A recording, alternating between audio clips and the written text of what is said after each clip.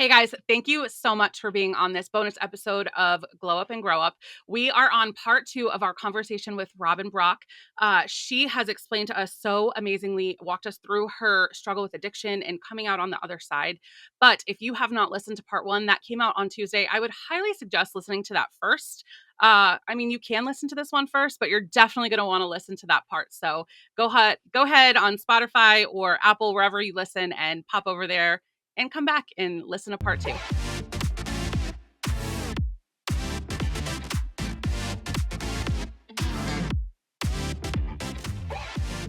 There's a point in the big book where it explains the qualifying factors of an alcoholic. And it says that there are two things. There's a abnormal reaction and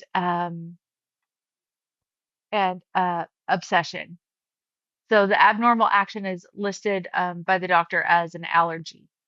And the allergy is once I have one, I want 20.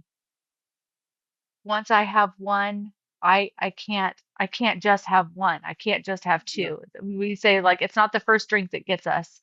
It's the 20 afterwards, but once that first Yeah. drink is on board, it's happening. And so there's no regulation there. And it's a progressive illness. It's a progressive you can, however you feel about the word, it is classified as a disease, but it's progressive and over time it gets worse, never better. Never. Never, never, never. And you can stop for 5 years, you can stop for 15 years and then have one drink. And the thing is the brain of an addict or an alcoholic has crossed that threshold. It's been rewired. And so what I was getting to, there's a point in the book that says we are like men who have lost their legs. They never grow new ones. Okay, so we've crossed that threshold. We've lost the power of choice, lost it. And there's another piece that says to drink like other men is the great obsession of every alcoholic, right? Because you come to the program at first to learn how to drink like a gentleman or learn how to drink like a normal person, not to stop. But abstinence is the only way because it's the Yeah. only way to clear that thinking up and to rewire that brain because you can create new neural pathways, but it's work, right? And you have to not introduce that substance that intoxicates the brain if you're going to keep using the new neural networks. And so why can't you stop?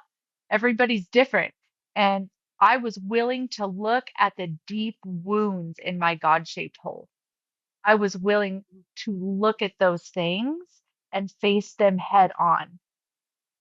I was really willing to look at those. And there's some people who just can't. Yep. And they're not bad people. No. And their lives are the result of their choices, all of ours we are all currently Hmm. living Yep. the result of every choice we've ever made right now. But I was willing to look at those things and take accountability for my part in the things that I could.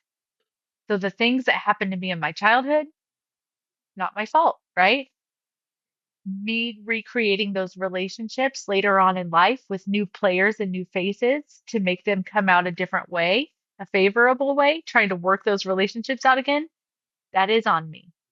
That is on me trying to be enough, right? So that's how I would pervert relationships to try to be what I wanted them to be so that I could be enough and not accepting that God's love in my life is already enough. I'm already enough. I'm the whole package already. I don't need to add anything else to it. And that was such a revelation for me. So, yeah, if you're dealing with that, it is not you. Yeah. Are you guys exasperating each other's conditions? Probably. There's probably a dance going on there. Somebody said in treatment, codependency is the grandfather of all addiction. Yeah. Mhm. And that really hit. And then I thought, also, what is codependency? It Yeah. feels right, but I need to learn about this codependency thing. And there are meetings for codependency too. CODA, Mhm. CODA. Yeah. Yeah. Yeah. And it's interesting because my husband actually is open about he struggled with codependency because his mother was an alcoholic. So it's a cycle. It just keeps going, and that was a big thing in his life that he had to take accountability for and learn and you know work through before he met me. But it's it's just crazy how that cycle keeps going if no one breaks it. Hmm. Oh Yep. man. And listen, it's not easy to be the cycle breaker, right? Right, ladies? No, It's Never. my not mo- easy. my mom said we're not letting this kid be a generational alcoholic, Mm, which is my son, and she was right. I'm like, no, and so I had to make the hard decisions, and throwing someone out you love, that is hard, because I mean he's not a bad guy. He's never a bad guy.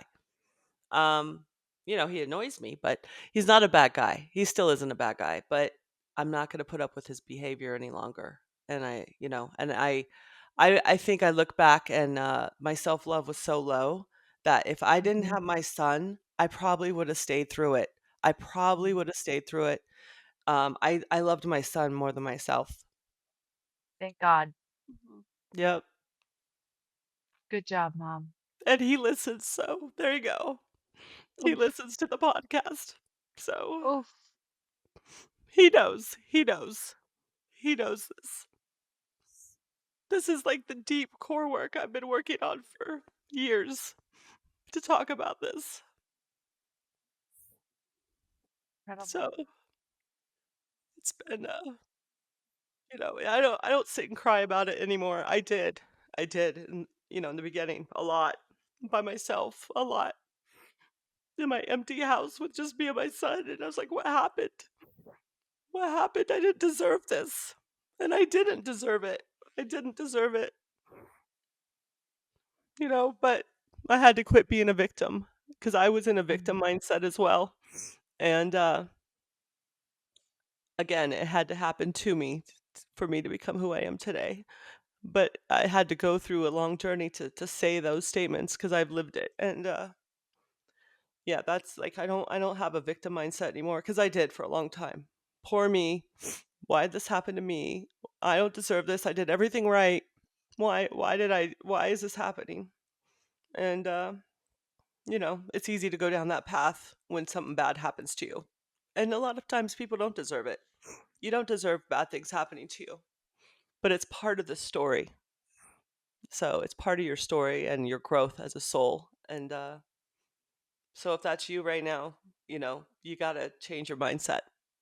Go to an Al Anon meeting or, an AA meeting or, whatever. If you're the addict, you're doing so much damage to your family, you don't maybe not even realize it. So I think, thank you, Kaylin and Robin, for coming on because this was really important to me to help people.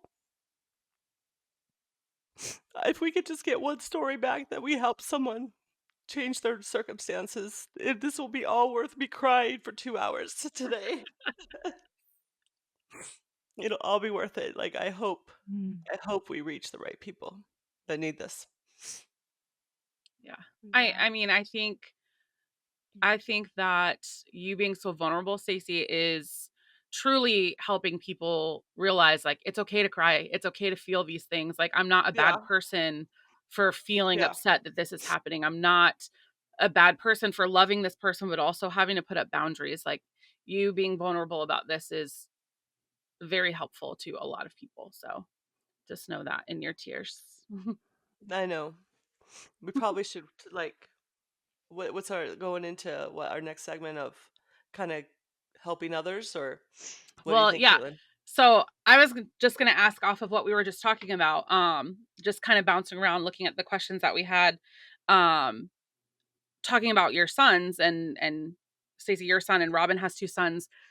Robin, you've helped a lot of people like with the generational alcoholism and addiction. Like that is a generational thing. How do you stop that? Like what are some Hmm. things that you have learned with being sponsors and sponsoring other people and having your sponsor and your family, like what stops that? Hmm. I believe that every soul has their unique path. And I believe that we have a destiny. I believe that we came here and chose certain obstacles to experience. I won't say overcome because some people don't feel like they have, but we came here to experience certain things. And if everything was hunky dory, peaches and cream all the time, life would be so boring, first of all. If you're in a season of it being very hard, let me say that I hear you and I feel you for real, and your peace is coming. But we're on Earth School, I believe, Yep. I for agree. the friction. We are here for the friction. Now, that doesn't mean I've been telling the universe a lot lately. I am willing to learn through grace and ease. Do you hear me? I don't Yeah, it doesn't have to having be a hard. bloody forehead Yep. Yeah. all the time on the Oh, brick wall, yeah. right? But but without the struggle and without the hard experiences, even the cost of admission to Earth is a struggle. Think about the birthing process. Mhm. Yeah. Yeah. It's a marathon, and you have got to earn your spot here. And that, not that you does like have to earn your spot once you're coming to Earth and you've been made and created and all of that. Like you're worthy. That's what I mean. You're worthy, but you work for your spot here on Earth. There's 8 billion slots. There's 8 billion souls available right now, right? And you're taking up one of them. If us and everybody listening, you've got one right now. You won the lottery. You are on the biggest playground in the universe, here to learn all of these lessons. But we grew up with Full House and all of these, name whatever show you watched that had the perfect family and everything was great all the time. And why can't that just be my life? Yeah. Why can't I Every just have problem that? wabs up in 30 minutes. Yeah, 30 Every minutes, it's over. Right. Yeah. every And problem everybody's resolves. happy and eating and well cared for and groomed. Mhm. That's not everybody's experience, but that friction is is I don't want to be corny here, but like that's what polishes us. And that's we're not leaving here perfect, but we were born whole and we will leave here whole. So this is all a setup for what I'm going to say. And this is something that's important that I like to say when I'm talking to people. I believe that I came from love, that I am love, and that when my body dies, I will return to love. It's all love. Yeah. All of it, even the shitty stuff is love, and it is lovingly given to us to figure things out that we came here and we said, "Listen, when I go here this time, I want to figure this thing out." Great. Like they say, don't pray for patience Yeah. because you're going to get lots of opportunities to practice patience. Mhm. Um, So back to the kids. So I watch my kids a lot, and especially when I was new in recovery, I'd be like, "Oh, I see that behavior in him." Like, "Oh, okay, I got my eye on you. I'm watching you." And so, listen, I have two choices at all times. I can be in fear or I can be present, and which is love, right? Love and fear. And so I do my best to choose presence and to choose love. And if you've ever been in a space with me, I hope to God that you have felt that because that is what I have spent the last decade of my life working on. I am not perfect at it. And nothing triggers me faster than my own children. Raise your hand if that's you out Oh there, yeah. right? Like Yeah. nobody can hurt you deeper than your kid. Nobody will trigger you faster than your kid. And so I don't know, but like I also believe that there's a huge power in projection. So the things that we think about, we bring about because we think about them, we speak about them, and we create that reality. So if I'm constantly looking at my kid and I'm like, ooh, oh, that's alcoholic behavior. That's and then so Mhm. then I'll start treating him like that. Then I'll start treating him like he's like a pre-criminal, right? And the truth is they do have those behaviors. They do have some markers that would be like, okay, maybe the the other truth is that they're incredibly empathetic. They're very kind. They're very thoughtful. They've been through hell and they've come out of it. Um, and they're going through their own things. And so I'm not going to project my fears onto my kids. And I ask this of my friends a lot. Please do me a favor and don't worry about me. When you worry about me, I understand that that's loving, but that projects your fear onto my life. And I don't want that. When you think about me, just trust and that I am in love, I'm being held in love, and that everything is going right in my life. And I'm going to do the same thing for you. So that's what I really try to do with my kids. It's not easy. How do you keep them from doing it? You're going to hate this answer. You don't. Yeah. Yeah. It's You not can't my control right. anybody. It's not You my can't. right. Yeah. I'm not God. Hmm. Nope. I mean, and if we're being really honest, it is so prevalent in school. Like these kids are have access to everything. So, it's the vape pens and turn into weed pens, and it's you're not going to. I know a lot of parents. My stepdaughters are in high school, and a lot of their friends' parents are like, "My kid would never." I'm like, "I would never say that because you can't. You Mm-mm. just can't." We went through it. We Yeah. went Yeah. through it. Yeah. Yeah. Yep. And so, just trying to pretend that your kid is perfect isn't going to help them. Also, shaming them isn't going to help them either. So, like, I Mhm. think I like bigger questions. Okay. I So, love like, it. here, how do we keep our kids from becoming addicts and alcoholics? Well, we don't, right? It's a thing. It's already here. It's in the zeitgeist. The bigger question is, how do we help the next generation create a life that they don't want to escape from? Yeah. I love that. How do we do that? Mhm. Now, that's a lot of pressure for a parent. We don't Yeah. do it by ourselves. And kids aren't going to listen to us anyway. They're not listening to parents. No. They're Yes. watching us and they're going to take cues from us, but they're not going to listen to anything that we have to You're say. never a So, prophet what in we your can, own house. there you go. And There you go. I never. know that saying. Yep. But if you are willing to own your own bullshit and your own shortcomings and rebuild your life and like admit, okay, so let me say it from my point of view because this is how we talk. When I am willing to admit when I've made a mistake, when I'm wrong, and I've had to do it, and I've had to go crawl in my 17-year-old's lap and go, I was being a jerk. And your teachers were coming down on me, and I was feeling the pressure, and I felt like I was a bad mom, which made me feel small. And that's not your problem. That's my problem. And if you want to get bad grades and that's going to be your life, like that's on you. That's your choice. If you want to live your life this way, that's your but I'm sick of being upset and I'm sick of being mad at you because I actually love you and I don't want to withhold my affection from you. So I crawled in his lap. He's 6'4", and I like laid in his arms and I was like, I was being a real jerk. If you want to get bad grades and this is the life you want to have, that's on you, boo boo. Go ahead. And it wasn't a manipulation. I meant it. I really left him alone as much as I could after that.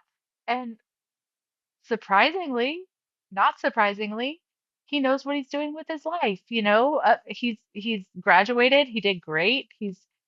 I get compliments on him all over town about how thoughtful he is and how kind he is when nobody's looking. And like, come on, I love that. So I'm not going to stop him from using substances. He does those nicotine packs right now. Like I just saw him come in the mail. He's not telling me about it, but Moms always know. he's 18. Moms Yeah, always know. yeah, and that's okay. Like he doesn't have to be perfect. Hmm. Um, but I want him to see that I make mistakes and own them. Sometimes I think as moms, especially me with my recovery story, I can be a little too polished and a little too perfect looking to them because I think I'm a mess from looking at myself because I'm taking my own inventory all the time. But to them, to my Hmm. kids, I look like I've got it all together. And sometimes that's hard for them. And Yeah. I've forgotten about that. Like, okay, wait, okay, no, I'm not always like perfect too. Like I have a life too. And so showing them how I cope with that, how I deal with disappointment, how in a healthy way, that's the best way I know to help them. Plus, they know where the programs are too. We've held the meetings in our house. So like hopefully if they ever end up in a situation, my hope is that they know where to go for help. Well, I feel like too, we spoke a little bit about before is like being that generational chain breaker and stepping into that and letting them see everything that you went through and being so honest. That is probably the best thing Mm, I would think of to start is like be the one that breaks the chain. Like be the one that's honest. Be the one that says it stops here. It stops at me and it doesn't go to you. I broke that. So you don't have it anymore. And mm, just being the one that steps between no matter what everyone's family has some generational something and just yeah, stepping in and saying it stops here.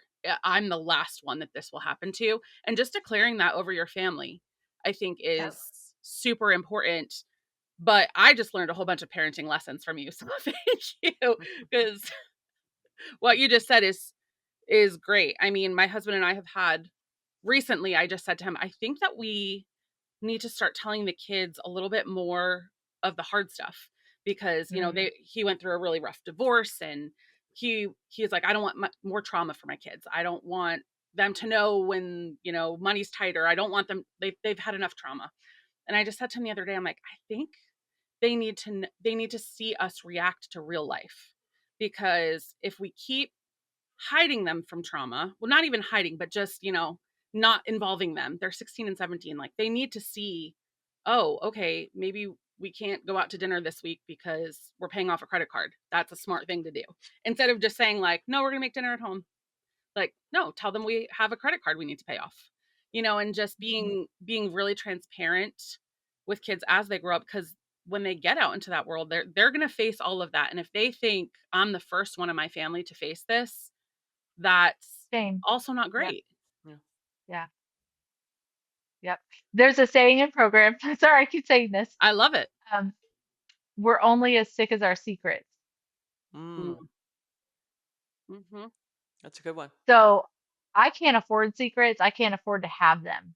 Yeah. That doesn't mean I'm always great at it because I was a hider growing up. Everything was shame. Everything was shameful. My body was shameful, you know, everything was shameful. And so learning how to be what we call rigorously honest, not painful. It shouldn't be painful, but it's rigorous because it's work. It's a new way to live. And so just being rigorously honest, as much as I can. And trust me, 10 years in, I'm still like practicing how to do that because it's not like first nature to me. It's getting better.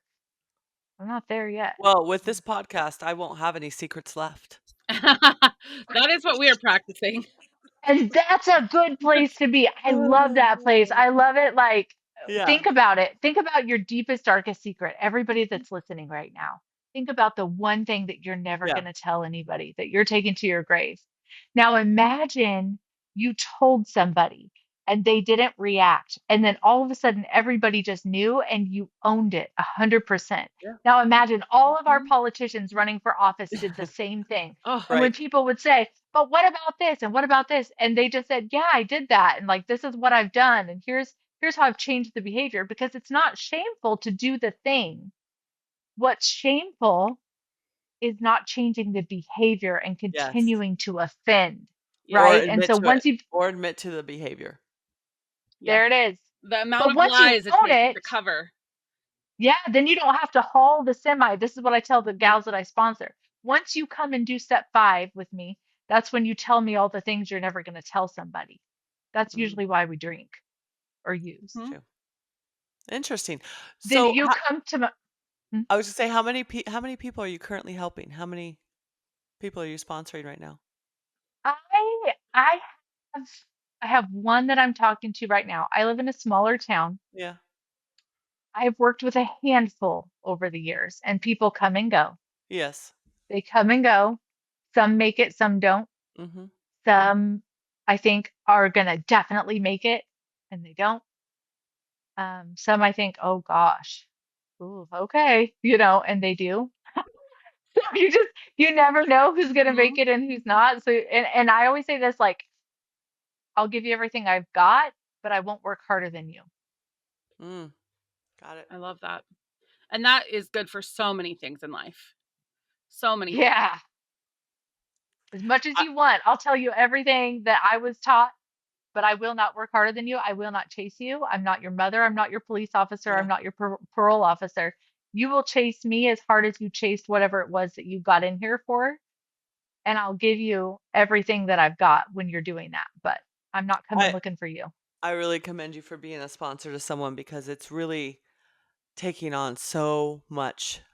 Someone else's trauma, someone else's emotions, someone else's addiction, and Yeah. that's hard, and especially if they I'm just a relapse. witness. Yeah, and Yeah, it if they sucks. they relapse, and I mean that would probably just be terrible to as a sponsor. You feel like you failed, but again, it's not you. It's not you. It's just it's human nature to be feel that way. But that's amazing that you spend time with people to help them because there's a lot of people out there that need help. A lot of people. I wasn't given my freedom for nothing, right? Yeah. I mean, and Yeah. I know that. I remember like it was yesterday, still standing in that courtroom. I remember being in that jail cell. I remember thinking that I was never going to get free from this addiction. That thing, like that feeling of shame and guilt and just self-loathing and what is wrong with you. That's what keeps you doing it. Yeah. That's what keeps you doing. And Yeah. then just knowing that you're never ever going to be able to live free of that ever because there's no way out. You believe that. You believe there's no way out. Yeah. And then someone shows you a way out. Oh my God. And you just get I would never not share this. Right. Yeah. That's It's amazing. why I'm alive. Robin, for someone who's listening right now that feels that like there's no way out, what what do you want them to know about recovery? What do you want them to know about like what's the first step? Like what do they if they feel that way, they're listening and they're like, "Yeah, I know how that feels." What would you say to them? Exactly what Stacy said earlier. Get on Google, Google AA meetings, NA meetings, CODA. If you don't want to identify as an addict, alcoholic, whatever's going on, Overeaters Anonymous, by the way, over OA. I have a few friends in that program recently that have started going. Um, there's almost a 12-step meeting for just about anything, anything. Find your And people. Google it, find your people. If you don't like the first meeting you go to another one. Go to 3 meetings, go to 4 meetings. And they say take the cotton out of your ears and put it in your mouth. So don't say anything. Like Stacey did, she listened, but she got what she needed out of it. Hmm. And so look for a meeting, start somewhere, and know that there is hope. As long as there is breath in your body, there is hope. There is hope, but it has to be your decision. Yeah. You can't do it for your kids. You can't do it for your spouse. You can't do it for the courts. You have to do it for yourself. And your self-worth is probably not very high right now. It gets better. But if you're still alive, then you're alive for a reason.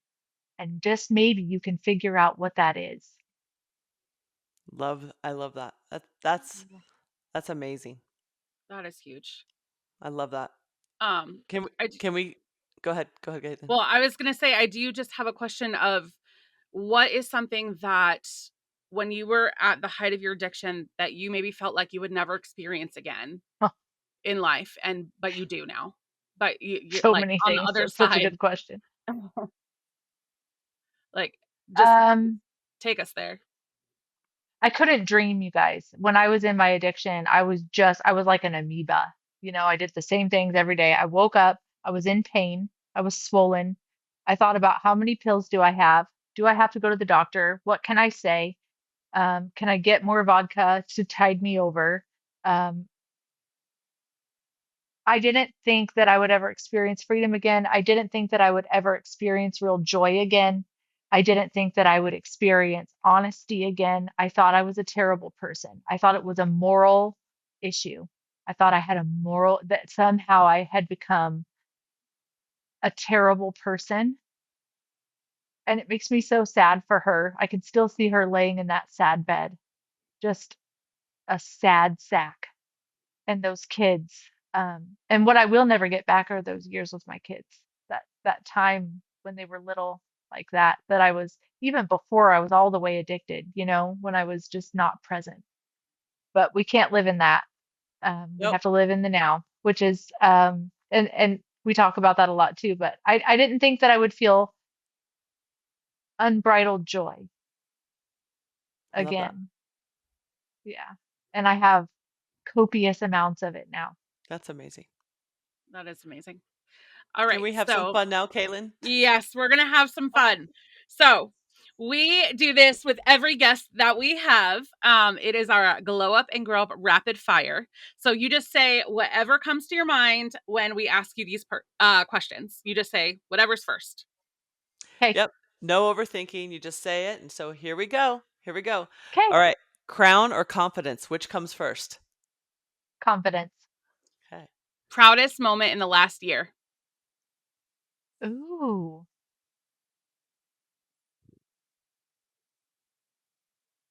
You guys, I'm speechless. Oh, Oh, I don't know. Oh, when Evan graduated high school. Oh, that's a good Oh, one. that's a good one.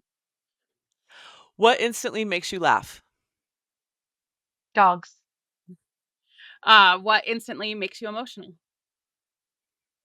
Recovery. Stacy. Say addiction. Ah! No, it's it's raw. It's raw, you know. It is what it Yeah. is. Yeah. Okay. Most underrated part of recovery.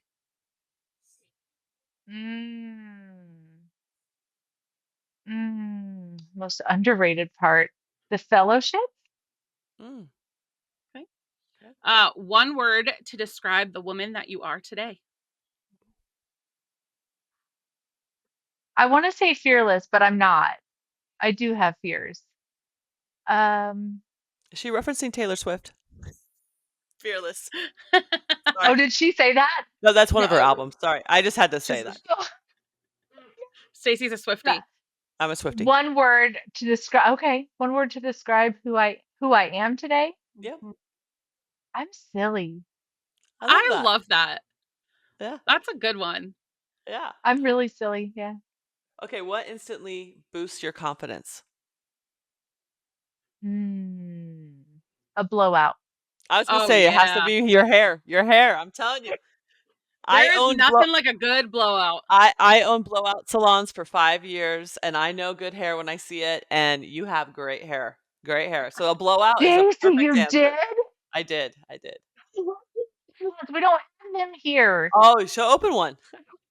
Should you Let's though? talk. No, no, Let's maybe talk. not. No? Yeah, maybe not. Maybe not. Okay. Okay. All right, last one. What is a beauty queen secret or tip that an everyday woman could benefit from? Ooh, beauty queen secret. Okay. This is a good one. Preparation H on your upper thigh for cellulite in a swimsuit. Oh, Mm-hmm. Oh, Uh-huh. okay. Or arms or wherever you want to tighten that skin and under the eyes.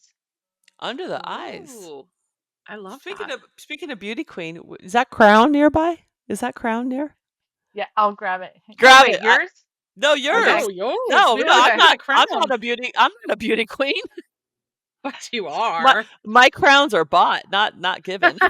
My crowns were not earned. Oh, there it is. Woo! Oh, I love Oh, it. that is Put it on. There. beautiful. Put it on. Put It's it been on. a while. It's been a long time since she's been out of the case. You should wear it every day. I would wear I'd it to wear the it to the grocery grocery Oh my store. store. gosh. Oh, you said the same thing. I'd wear it to the grocery store. I've been finding other gals to put them on, I, like I had my turn. that is very Look at humble this. of you. Yeah. I'd be picking out my kids and Oh, stealing that. Woo! Look how beautiful. beautiful. We love sparkles around here. Thanks. We do. We do. We do. It's Love so it. sparkly That's a because it's in the gorgeous. cage. I I love love it. There's that. the banner. Miss Kansas Mrs. has Kansas. sparkles. I love it. Oh, Yes. that is Look at beautiful. What that. was your favorite part of pageantry? Like what Oh, there are so many amazing women there. You want to talk about networking, powerhouse women who have I bet. accomplished things in life, right? Like the married women of America. Come on. They are, they're fascinating. The women are fascinating. My favorite area of competition is interview. oh Yeah. And so at America, it scored a third, a third, a third. Yeah. So it's interview, evening gown, and swimsuit. I Can we love just that. get rid of the swimsuit, you know? You know what's weird? You know what's weird? As much as I hear you on that, and I feel the same way when I'm prepping or whatever, getting ready.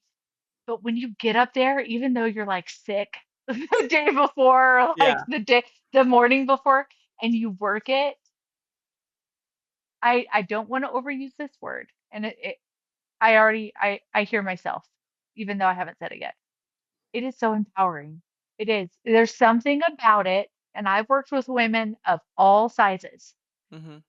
because it's a mental block more than a physical block. It's a mental block based on all the crap we saw in magazines and all the Yeah. supermodels of our era.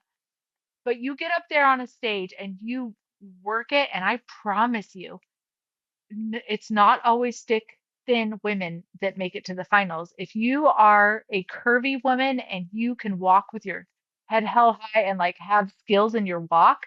Oh, it's beautiful and the judges love it. I I love love it. that. Stacey, we should be in pageants. I'm just saying. No, Yeah, let's do it. Let's do it. no, Let's do no. it. Come on, girls. I mean, what a glow up that would be. I've Speaking of seen you, glow ups, Caitlin. Uh, I've seen you. yep, I she can already have walk my it. crown. Oh, see, I should. I I love have. I have. I have crowns in my room that I have Okay. that it.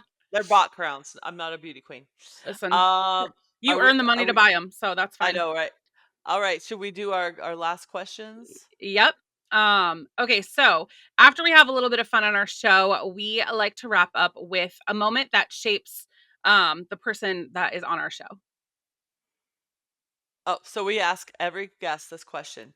Can you share a time that you felt like you were breaking, but that moment became the spark that ignited a glow up? I think we might have talked about it already. But it was the time I was headed to jail in the back of a cop car and I spent That's the night in jail and ended up in treatment. Oh, just that But time? it was just that time, just a little blip. But that I will say in the back of the cop car, I remember feeling like the jig is up. And I thought, oh, wait, this feels really good because now it's not a secret. That was the first time that one of my big secrets had kind of come yeah, out, and I actually felt relief. So that was the start of my glow up. I promise you, everything that you see radiates from the inside of me because of the level of freedom that I feel. that's amazing. I I love love that. that. And that speaks to so many people that have secrets right now that are so scared of them coming out, whatever that I get it. is. Hmm. Um, that your glow up is on the other side of that secret coming out. And sometimes that feels Let like it the go. worst thing in the whole world. But truly, secrets are, I mean, they kill you from within. Yeah, It's hard. this Let was it go. amazing. This Let was that shit amazing. go. Thank you, Robin. Robin, thank you so much for coming on and sharing your story. I was really scared for this episode just because I knew I'd cry and but I'm just glad to get it out, and I'm glad that you're helping so many people, and I really, Caitlin, thank you for organizing all this, because this was a we talked about earlier, this was an episode that I was nervous for. I'm glad it's over. In a Hugging good you. way, in a good way, in a good way, in a good way. You did a great job. Robin, is there anything that you would like to leave our listeners with? Anything that went unsaid or that you have on your heart that you want to leave remarks? We said so much, but We did.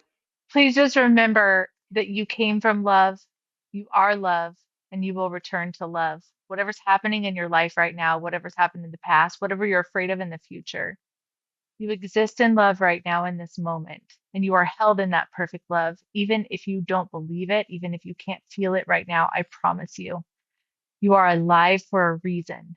And not everyone's purpose has to be some big, dramatic stage presence.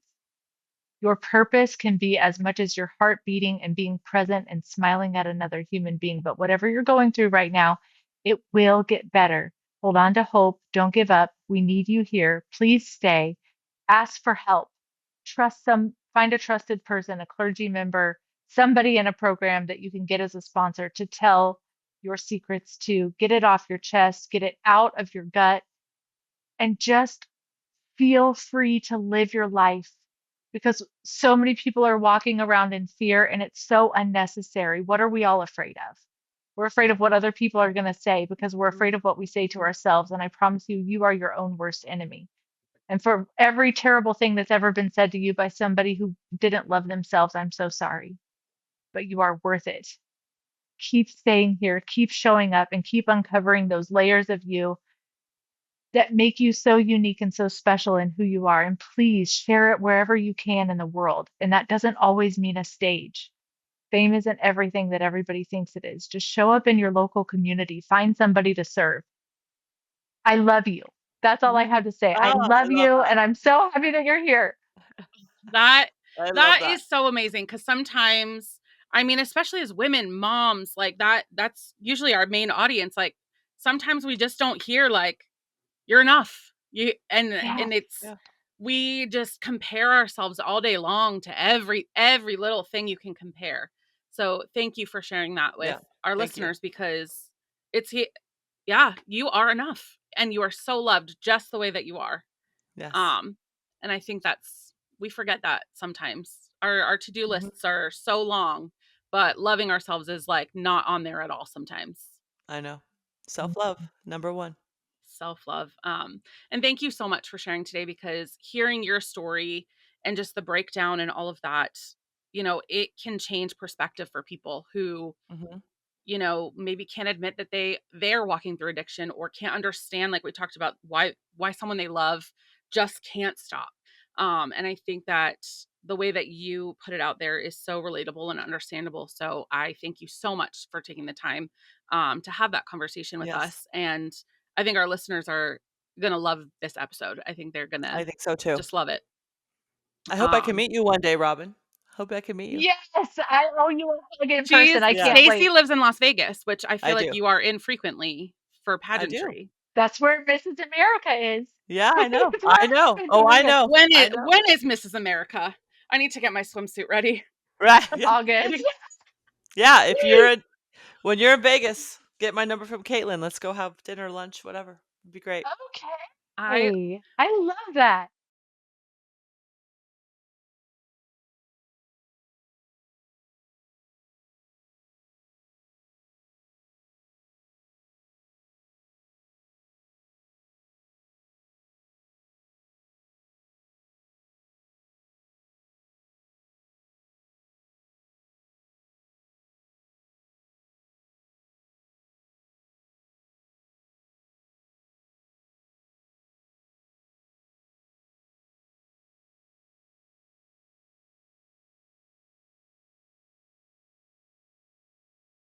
thank you again for showing up with honesty, courage, and compassion. I know conversations like this are not easy, but they are so necessary. And to everyone listening, whether addiction has touched your life directly through someone you love or through your past, we hope you feel seen today. You are not weak, you're not alone, and there's so much life on the other side of this. If this episode brought up emotions, just take a moment to breathe, journal, reach out to a safe friend, or look into the resources that Robin has talked about today. We are going to put all of that in our show notes. We will have her social media in our show notes. Healing matters. Your healing matters. So just take a second today and just breathe, and just know that you can be on the other side of this. Yep. And we're proud of you for listening, for showing up, and for choosing growth, even when it's uncomfortable. We love you, and we'll see you next week. On Glow Up and Grow Up. Bye. Bye.